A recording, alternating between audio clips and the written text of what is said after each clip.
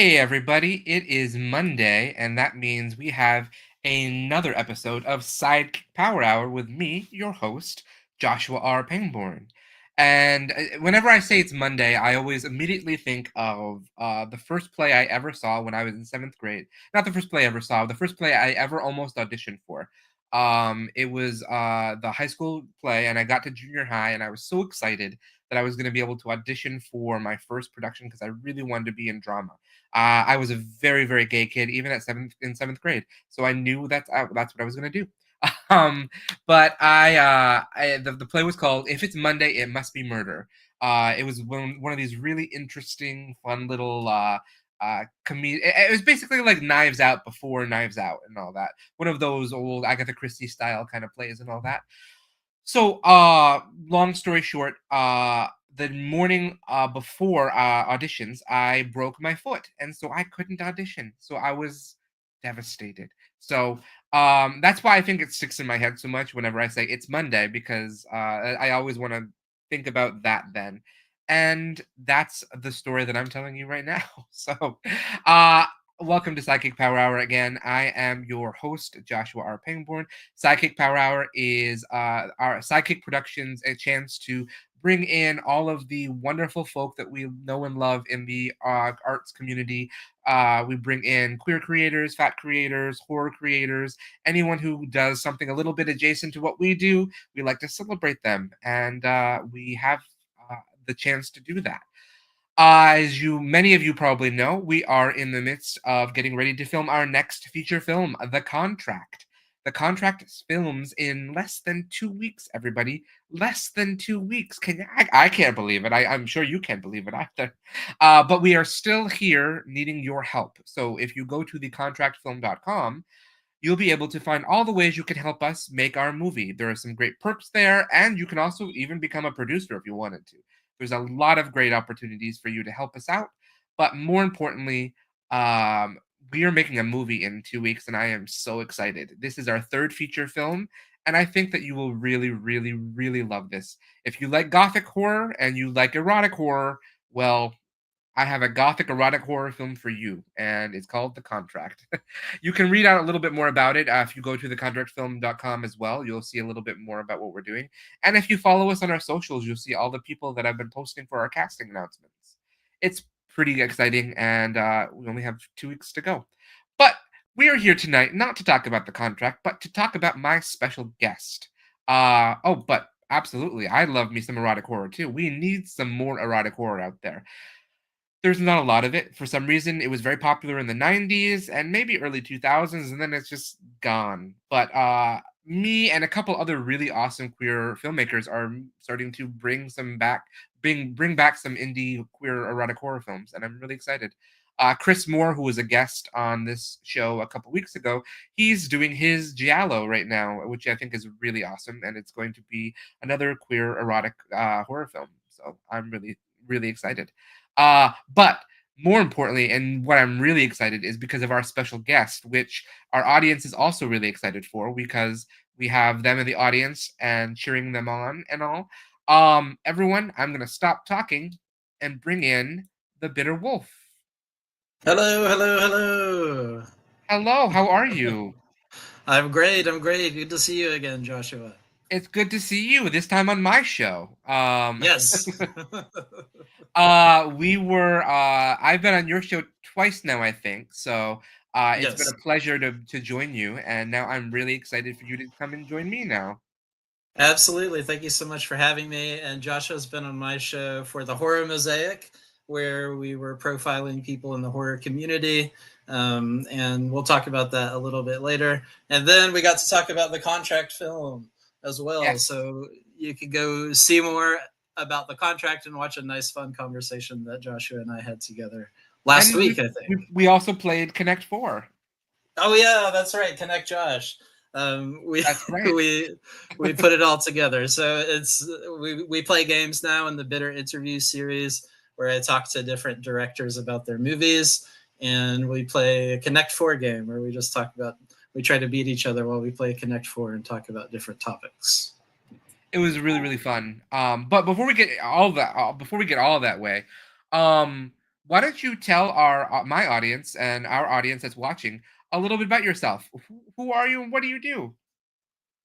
Yes, absolutely. Well, I am the Bitter Wolf, and I do a variety of things. I have a website called realbitterwolf.com where I have articles about independent horror movies, and I also have guest writers who come and they'll contribute their fiction, their nonfiction, or anything else that they want to post on the site. I have the YouTube channel, The Bitter Wolf. I think The Real Bitter Wolf is the actual handle. But on there, I run two shows. I have the Horror Mosaic, which are profiles of people who are in the horror community, and it's filmmakers, writers, directors, actors, anyone that you could think of. And then for the Bitter interviews, I'm interviewing directors about specific movies in particular. So um, that's in a nutshell what I'm doing. I also have a column that I write every month for horrorfam.com, and this is called Izzy's Eerie Indies. And there I'm spotlighting, again, individual artists and focusing on some of their movies or specific movies that they did. And in fact, I featured Joshua Pangborn. This was the first time, I think, I was introduced to your movies with SideKick Productions. And so I wrote about it on there. So you can find my work there as well. And that's it. I'll shut up. Don't. This is all about you, so don't shut up or anything. I'm used to talking about other people on my show.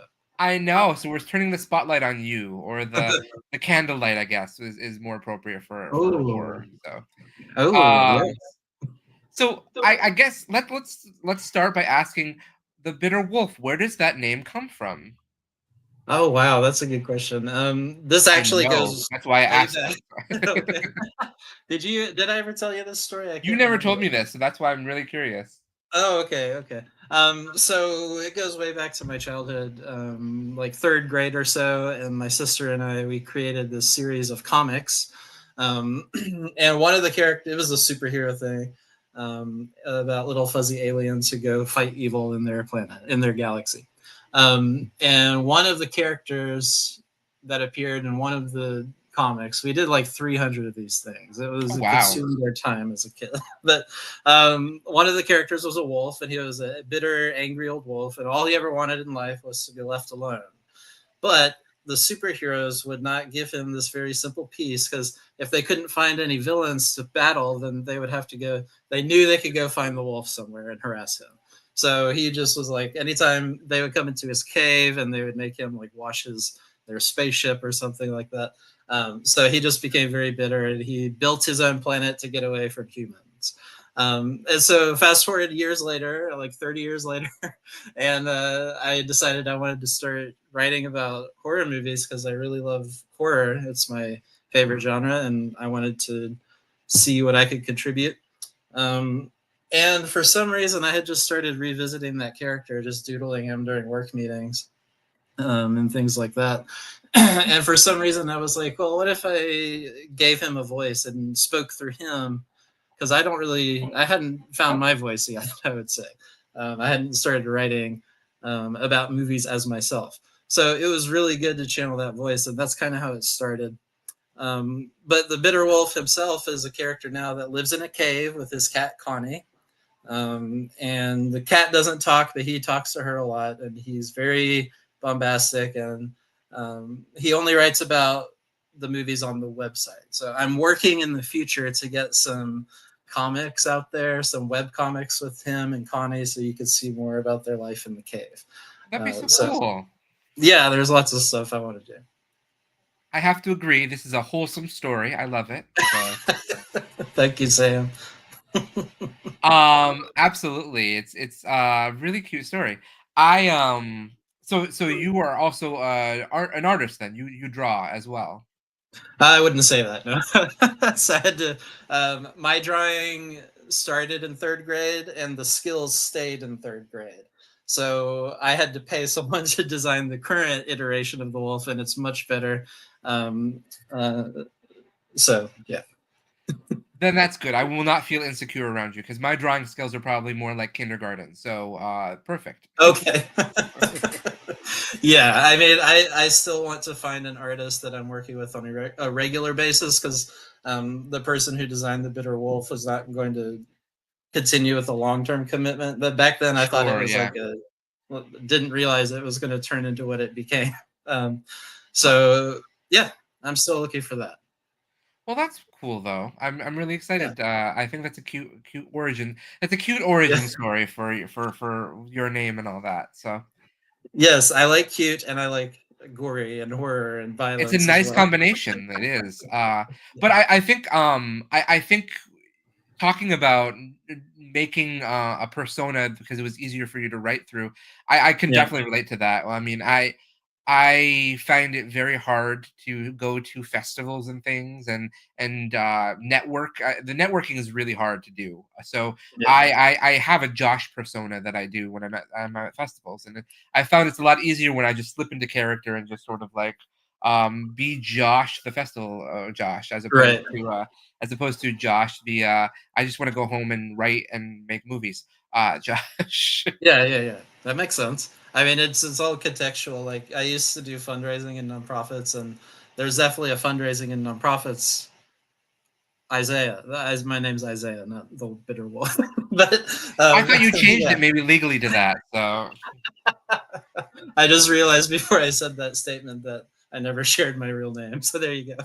that's all right. I was just always assumed you were just legally changed it to the bitter wolf, and that was fine. That Yeah. was cool. I So should. I should. Maybe I will. so horror is your favorite genre. Why do Yeah. you think why is that, I guess? Ooh, why is horror my favorite? The tables are turned now. I Yes, usually there get is to no right ask or that wrong question. answer. Yeah, yeah, yeah. I don't think I realized it was my favorite for a long time, um, but it started when we were younger, and my parents were watching it a lot, and they've denied their entire lives that they're horror fans, but I convinced them recently that they are.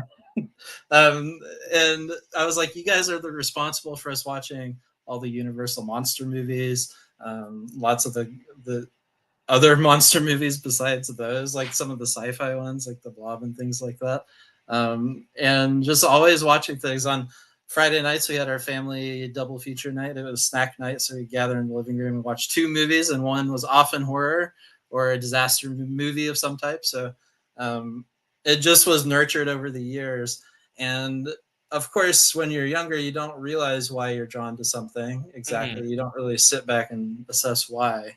So I think really started in earnest in high school, Hmm. and then I became obsessed in college. So, but horror is comforting, as we've talked about. I've talked about with loads of people on the Horror Mosaic and other interviews.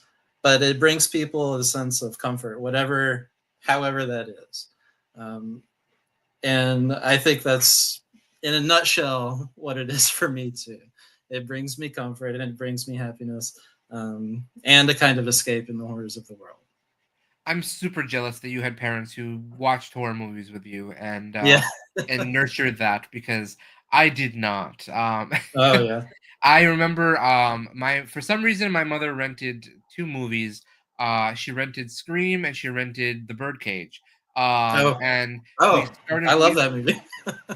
we I love the Birdcage is fabulous. I Yeah. watched I know it like by heart. Uh, but, It's a great movie. for some reason she put Scream in and she watched like the first 10 minutes as we together, and then she immediately shut it off and was like, we're not watching this movie.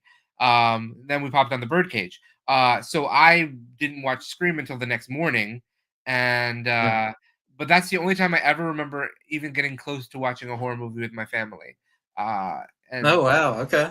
yeah, because she hated Exorcist. That was a movie Yeah. that she ran out of the cinema with. Right. And then she just never watched. We just never watched horror movies in the house. It was always we. They were big action fans, my family. So Okay. Yeah. a I lot mean, of a lot of Steven Seagal is what I grew up with. Um, yeah. I mean, that's yeah. We won't talk about him, but mm, the mm. nurturing a love of movies is the important part, and I'm glad you found your way to horror. And maybe it's because you live so close to Champy, then you were just sort and Bigfoot, right? That's true. I think it's because I grew up around cryptids that I became a fan of horror. That must be it. I think so. What? No, well, why do you love horror now? I love horror because pretty much the same things that you said. Yeah. I think it's a very comforting. It's weird to say, but it's very comforting. I think it's a very progressive genre, and it's a Yep. genre that allows for you to do the weirdest and wackiest things at times and still be relevant. And it's just it's a really revolutionary genre in ways that other genres are not. So. Absolutely. Absolutely. Totally agree with that statement. And I think you're starting to even see the genre get even more popular, even though I think it's already one of the most popular but genres. But I think it's because, again, as the world gets increasingly more terrifying around us, we have to figure out how to respond. And it's not just dealing with it, but it's we've talked before about how horror is political, and it's Mhm. kind of a political statement to respond by continuing to create art in the midst of it all. I mean, So one of the Best Picture nominees, The Substance, yeah, is full of political commentary and uh, absolutely. full of social commentary about women's bodies and identity and all sorts of things. So Yep, absolutely. I fucking love that movie. That it's was so so good. I good. just watched it again a couple weeks ago. My friends and I do a weekly movie night, Yeah. so Oh, cool. it's fun because what we do is we everybody takes turns hosting.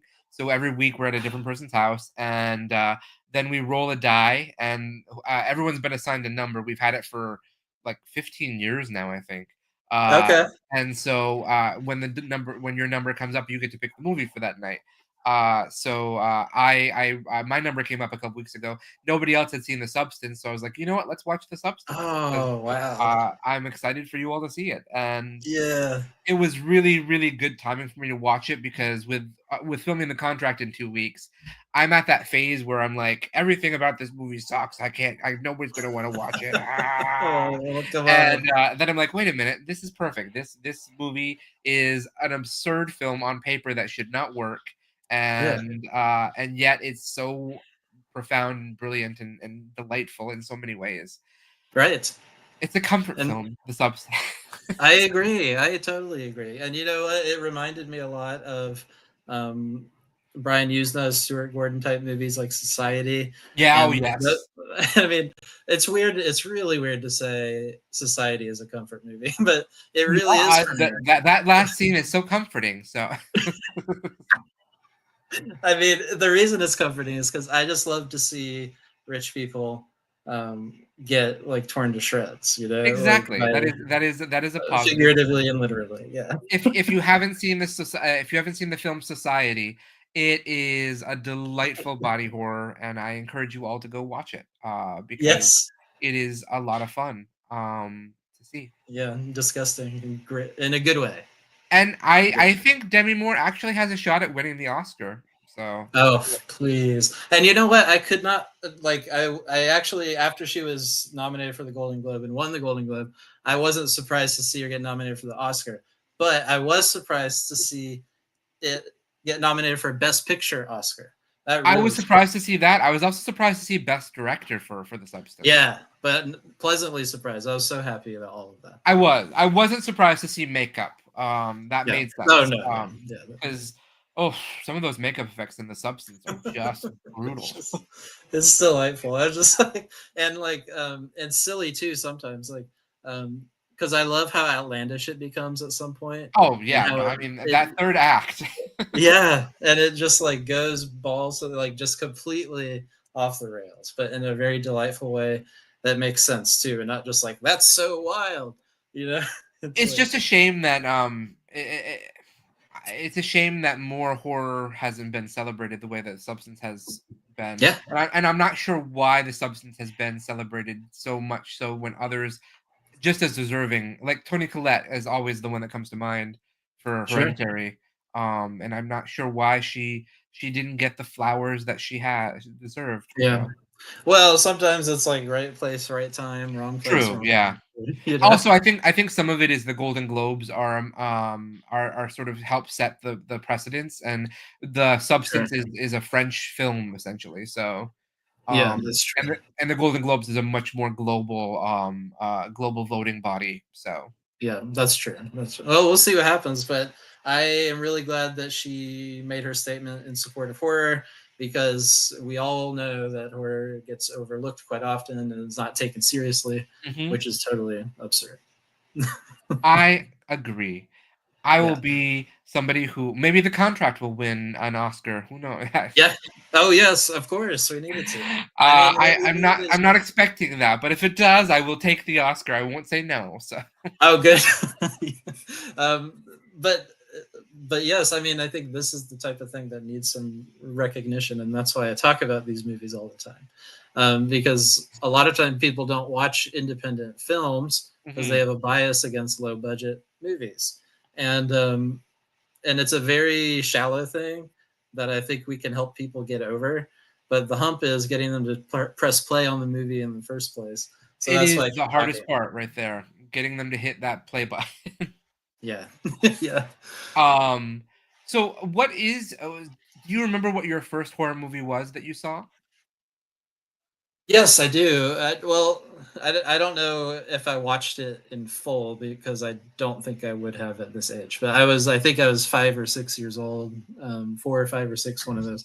And we were going to the Grand Canyon, um, or we were going to Arizona. I grew up in South Carolina, so it was like our first road trip across the country.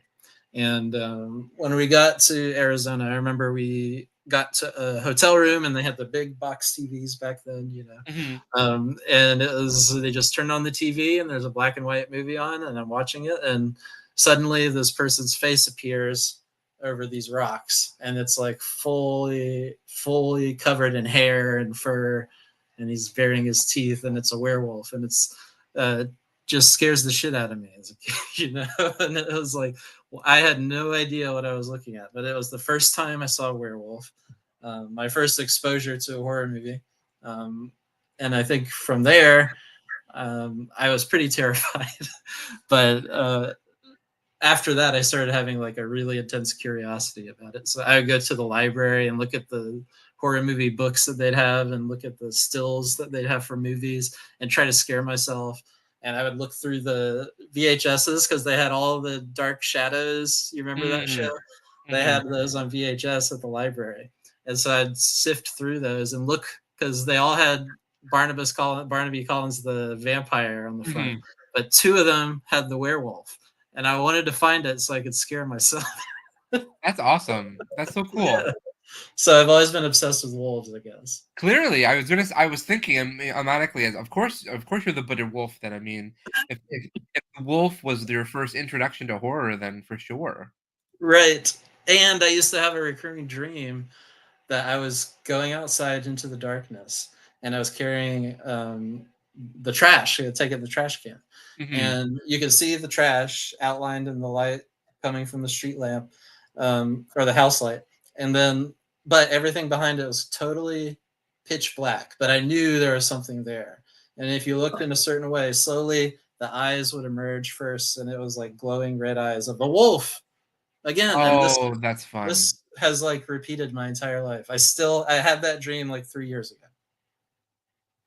I mean, that's a pretty awesome dream. Yeah, I would love that. Um, yeah, it was scary as a kid. Hannah loves the library, so Yes, support your library. I think that's pretty awesome that you have that dream. Uh, do you know which wolf was it that you saw? Was it the original original Oh, Wolfman or you're talking about the first movie. yeah? I'm sorry, I forgot to tell you what the movie was. It was Werewolf of London. So before Oh, Wolfman. American Werewolf in London.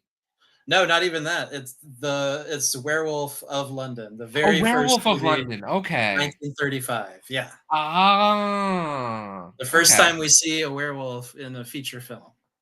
That is delight, and that's so cool. Yeah. That was your introduction. Um, Yes. And you know what? I told that story on my first horror movie podcast with Sledgehammer Horror. And at the time, I was like, I don't think it's a very good movie. But then I went and watched it again after that, and I was like, actually, it is. I don't know what I was thinking. It's really good. So sorry about that if anyone watched that. You have to just go back on Sledgehammer again and tell them that you were wrong. So Yes, I am wrong all the time, so it's okay. no, no. Do you? So do you have a favorite horror movie now? That's That impossible to ask. is I know it's impossible, but sure, sure. But you do get asked it a lot. So my answer that I have to that is it's on a rotation, of course, and it just depends on the day, how I'm feeling that day, and what's going to speak to my soul that day. But there's several films that go on rotation. Right now, I have Bride of Frankenstein. These are just my top four on Letterboxd. Bride of Frankenstein. I love monsters, so that checks that off my box. Starry Eyes. oh Uh, yeah, yeah, yeah. I love body horrors. And I love things about Hollywood and actors and things like that. Um, Romeo and Juliet. That's Oh, Romeo and self-explanatory. Juliet. Good old James Gunn. Yeah. And right now, Death Drop Gorgeous made an appearance on there. Death Um, Drop is a great film. yeah, I mean, I love supporting queer artists, and I love queer art in general. I always have ever since I first saw Angels in America as as a teenager, and probably before that too. Again, before I realized it, you Yeah. know. Well, I mean, those are four very nice, different films from the horror genre to celebrate. So, Yeah, um, absolutely. I think those are And all Brooklyn really. Butcher has been on there before, by the way. Oh well, even better then. That of course is the amazing choice. So I mean, I applaud you for your good taste. And it's true too. Again, I'm not buttering you up. It's a great movie, and I can't wait for other people to get to see it.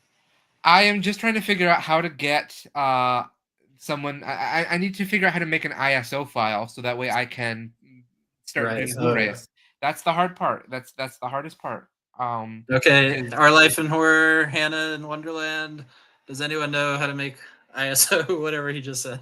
I need to make an ISO file so I can then therefore do a Blu-ray because there are Yeah. people who will do it for you, but it's like thousands of dollars to make an ISO file, and it's like it Oh shouldn't be that Jesus complicated. It Christ. shouldn't be that hard, but it's like Okay. it's like it's become a gatekeeping industry to make your own to Yeah. make your own self distribution of films and all that. It's very Yeah. frustrating. As someone who uh is not tech illiterate, but also not super tech savvy. It's not a that's not fun. Yeah. But I appreciate you thinking about it though, Hannah. Anyway, even if you don't know, that's Thank fine. you, Hannah. But yeah, I'm really really glad that you like Brooklyn Butcher. It's a really, um, it made me so happy to know how much you really just enjoyed it, how much that you really Yeah. responded to it. So, uh, Yeah. I mean, what I love are movies that don't take themselves too seriously, but take themselves very seriously, as we've talked about that concept before too. Camp. I mean, that draws me in very quickly. Um, Slasher elements, mystery elements, um, creatures, as I've said before. Uh, I just love that, and I also really love. One of my favorite things is whenever filmmakers or any artists are working with frequent collaborators, and we yeah, talk about your frequent collaborators a lot. And I do that because I think it's important to highlight how filmmaking is a community and it's a it's a collaborative art form. And we've discussed how we need to show and model these types of things right now because we need to come together as a community. So I just love talking about the collaborators, and um, it just makes me happy to see everyone pushing themselves in different ways in different movies too. well, you're really gonna like the contract then because everybody in the cast is from, and the main character roles are from the Brooklyn Butcher. So, Yes, so all of your favorites there again. So great, great. Oh, did you see? Oh, sorry, I'm no, no, starting go to ahead, please go tell. do that. Okay. I was going to ask you if you saw the news about Buffy. I've seen the news about Buffy. I've devoured the news about Buffy. I happen to be in my Buffy rewatch period right now. Oh, okay. Every Weren't you last time we talked? I think so. I do a rewatch every like year and a half or so, 2 years. So I just I think I when I heard about the news, I was at the end of season 5. and Okay. I just started season 6 last night, so Oh, good. that's a nice transition. But I am very very psyched about Buffy, and Yeah. as it is my favorite show of all time that I didn't make, and it is it's such a fantastic series. There's a lot to separate there from what's going on now with the series creator and all that, but Sure. the series itself was made by many many people. Yep. The actors themselves have said that this was not made in a vacuum, and that many people made it so you can still love and celebrate the series. Yep. And they want you to, because they don't hold the series for responsible for what happened to them with the creator of Yeah. it. So yes, I'm very excited. What will I actually think of it when I see it? Who knows? Oh yeah, we'll see. I mean, but I think we've got Sarah Michelle Gellar. I trust very deeply on this because she's come out so many times over the years saying, "I want nothing to do with the reboot or a I remake." know, and then all of a sudden it's So like done, and yeah, I'm actually okay. I'm open to it. So hey, yeah, they must have a really good idea for it. Um, I right. don't think we will see a lot of old cast members though.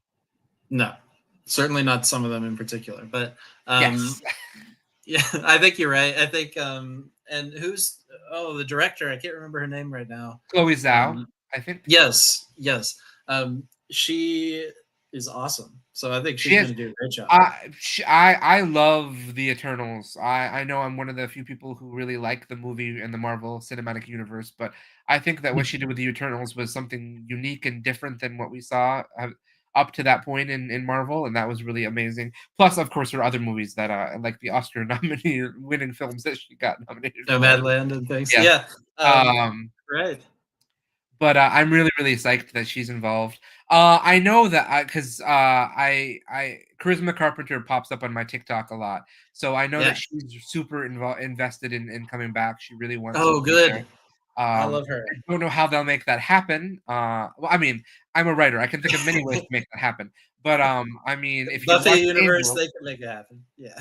exactly. But if you watch Angel, you know that it probably shouldn't happen. So Right. And but I really hope that she's able to come back in some I do too, fashion. because Cordelia And is probably my favorite character.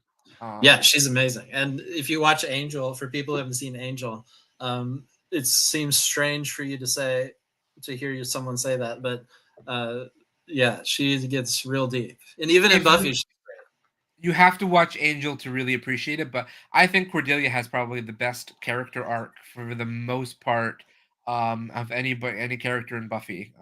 yeah, I could see that. Willow Yeah, probably is another argument I think you can make for that. Um, sure.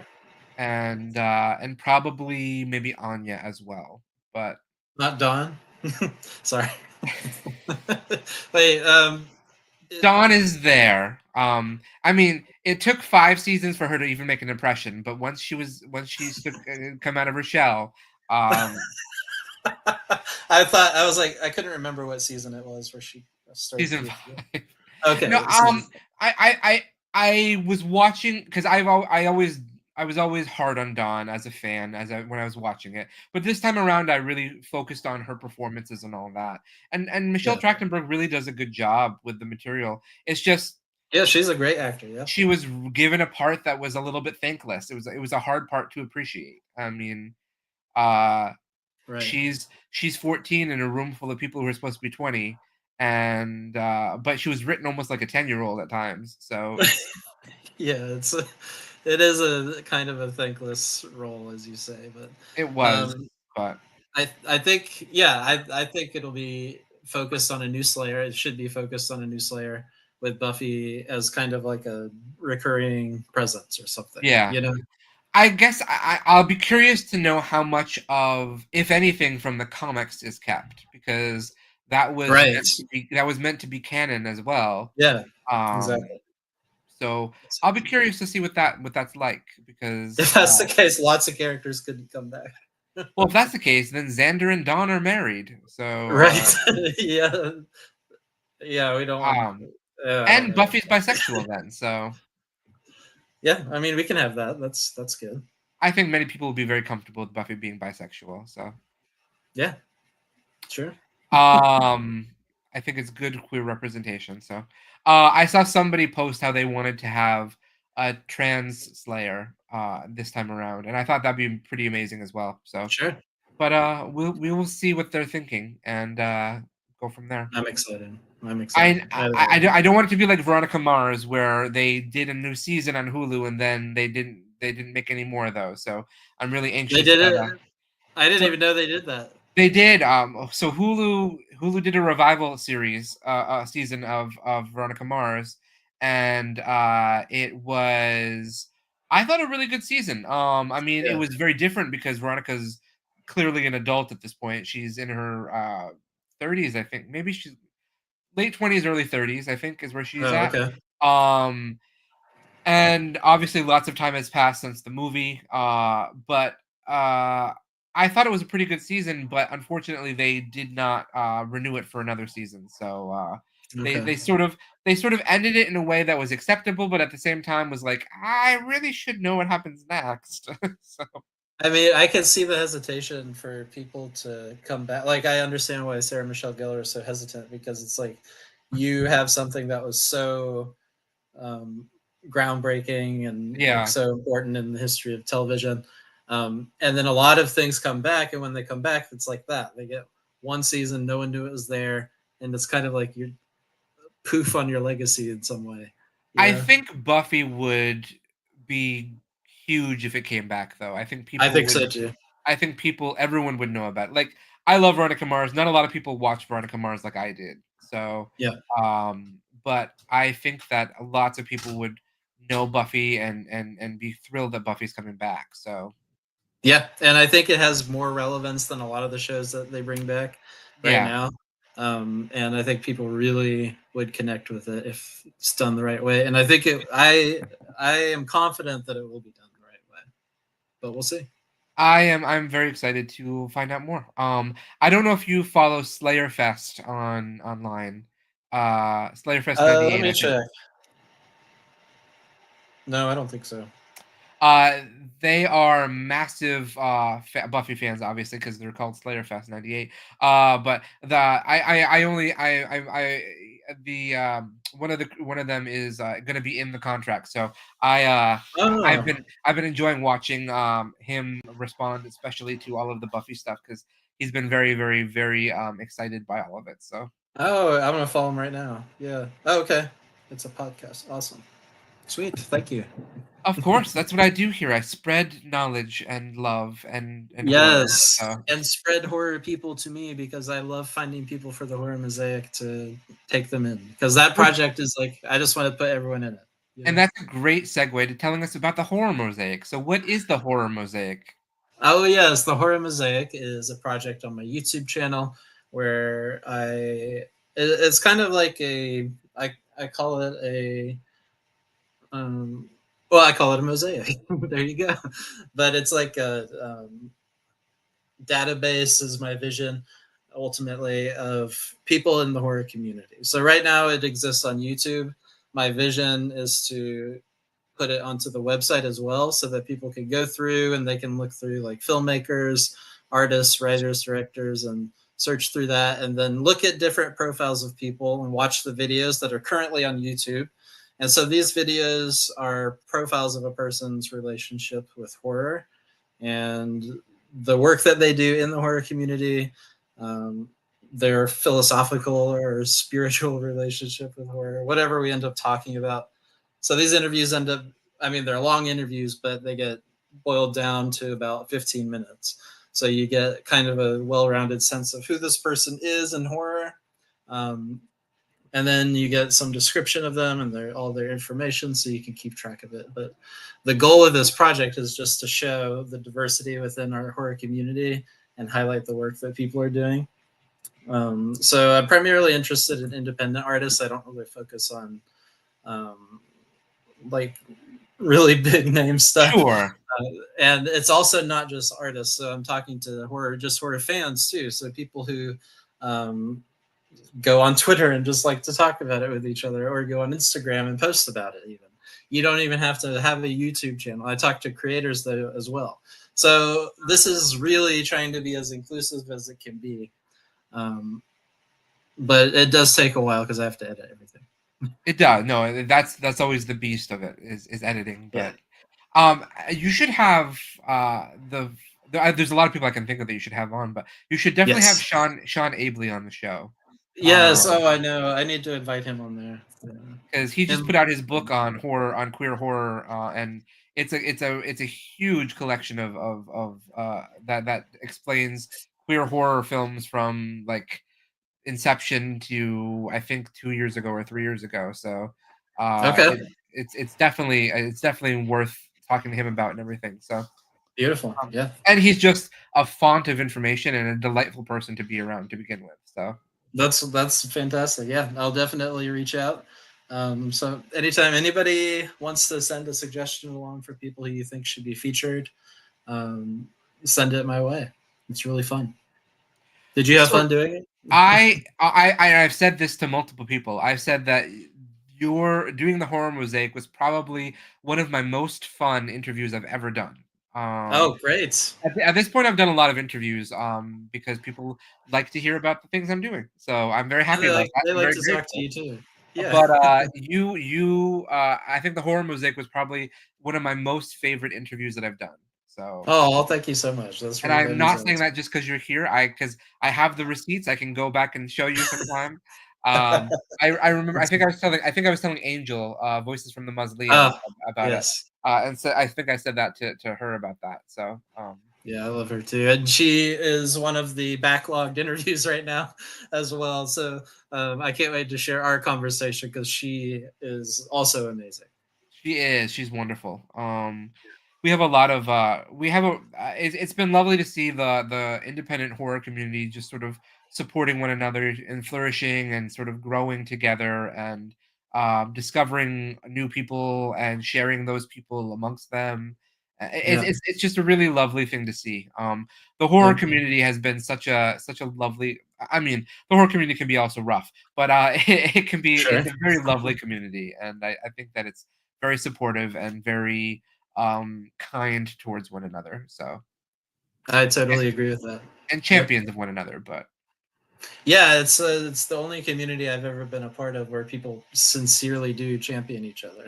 They share each other's work, they go on each other's shows, they talk about movies, but it's all around a unified passion for horror, and it's just such a huge community, you know. yeah, And it's not just movies, even though movies get a big share of the conversation.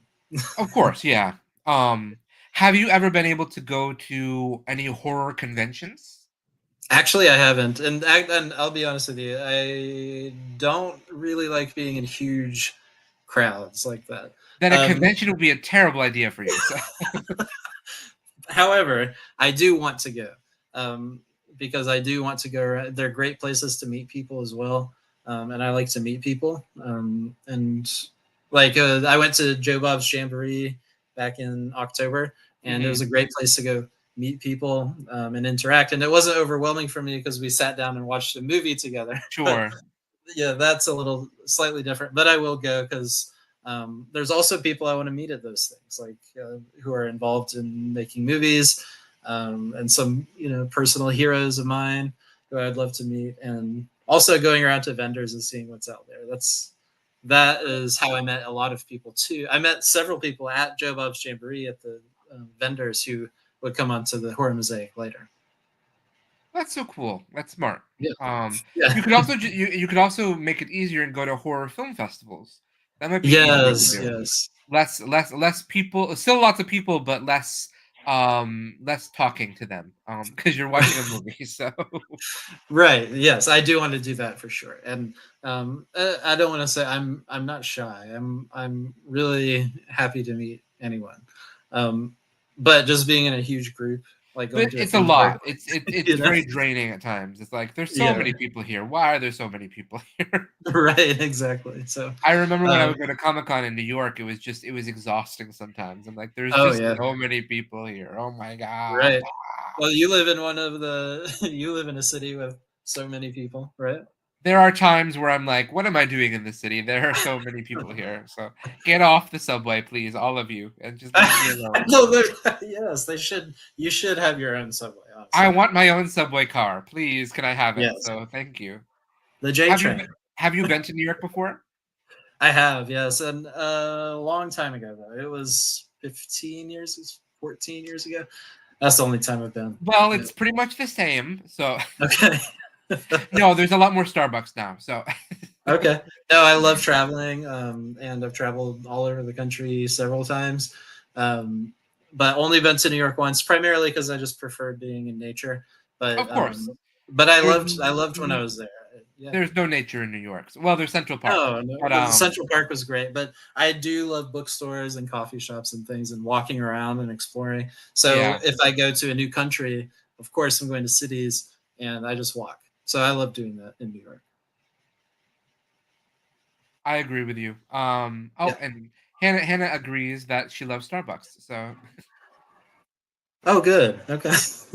Um, so that's very good too. So, Yes. so what are some films you're looking forward to that are coming out Ooh. this year? Are there any movies that are like, oh, I can't wait to watch this. I'm Well, asking for myself, so I know what to add to my list. So, actually, the movies that I look forward to are the ones that are being made by independent creators. To be honest with you, I usually wait like a year after the big theatrical releases. Um, because I don't usually hit the movie theaters because I'm not usually in a city. Um, sure, yeah, of course.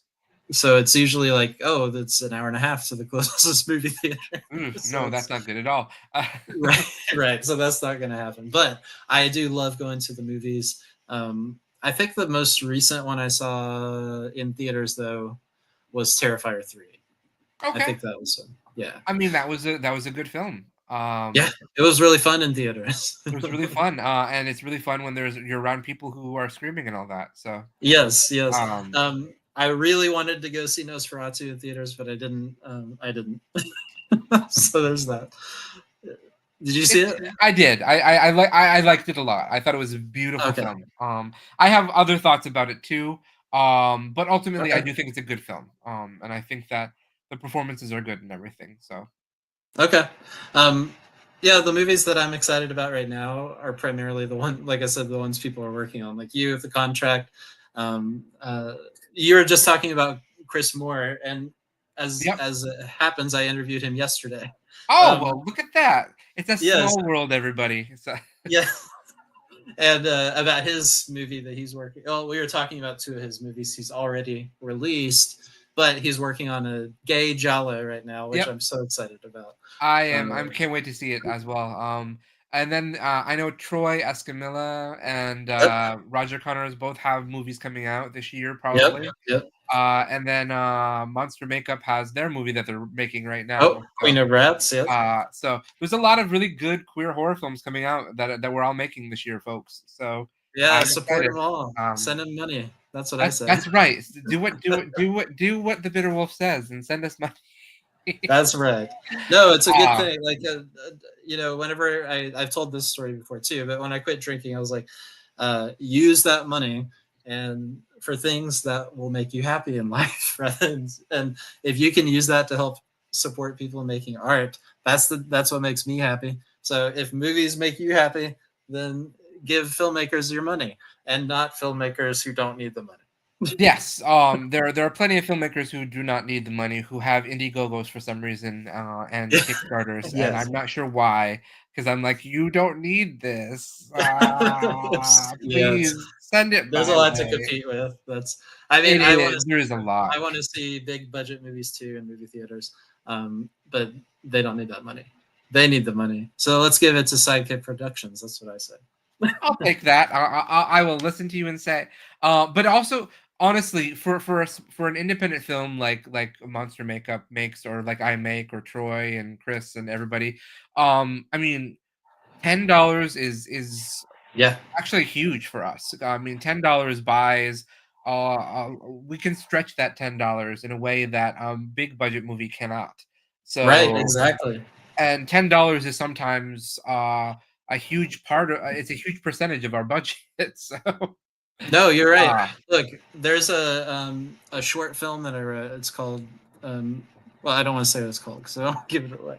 But but uh, I spent $10 on this stuff here. You know, armature wire. $10 for armature wire, and this is going to bring to life my main character in the movie. So it has a huge impact. it $10. does absolutely. I cannot wait to see this nameless movie. Um, but I'm I'll tell psyched you for it. offline. So.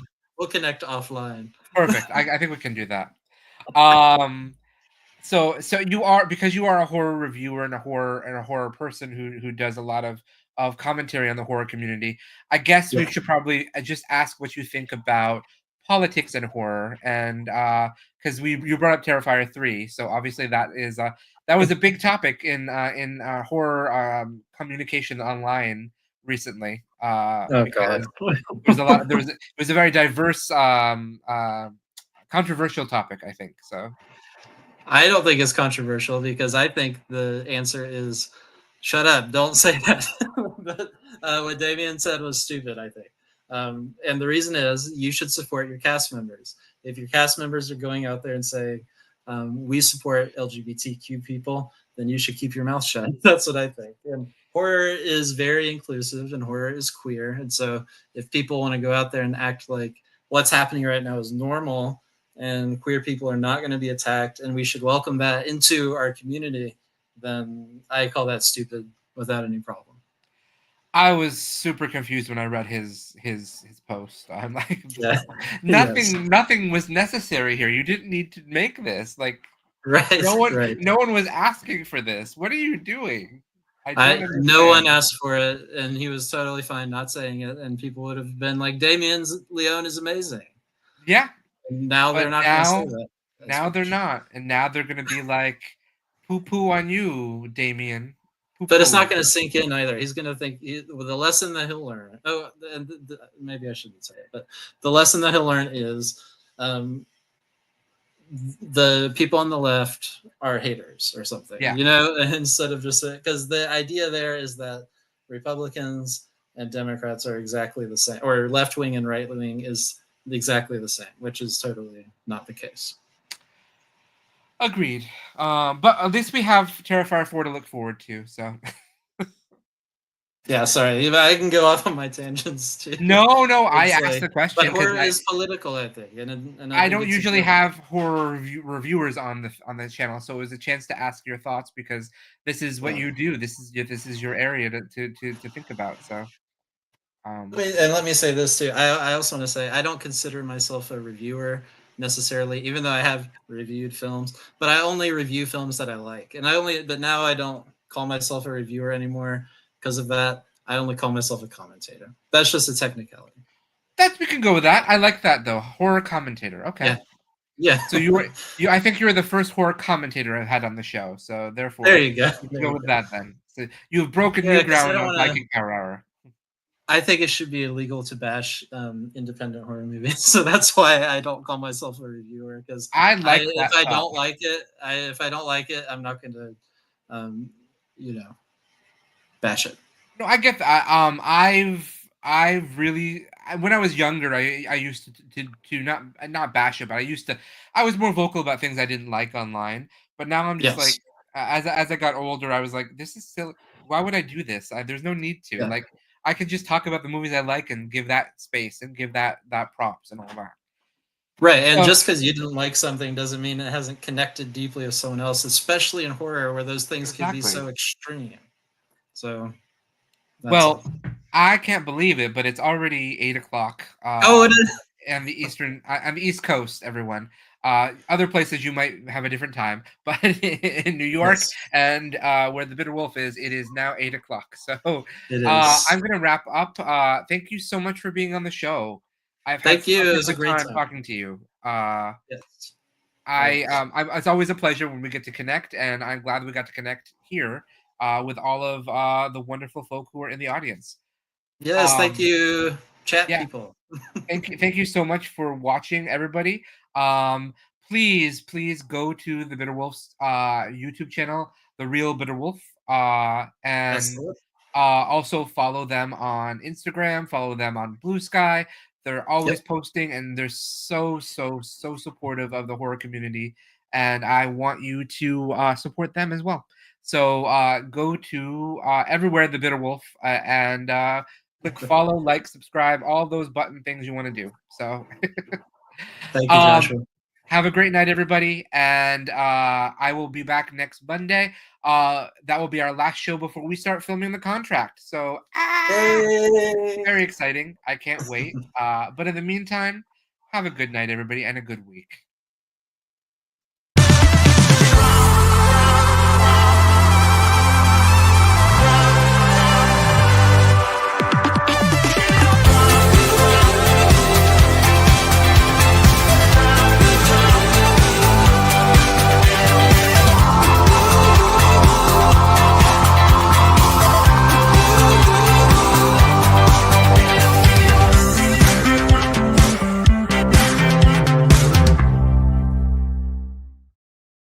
And that's the tea.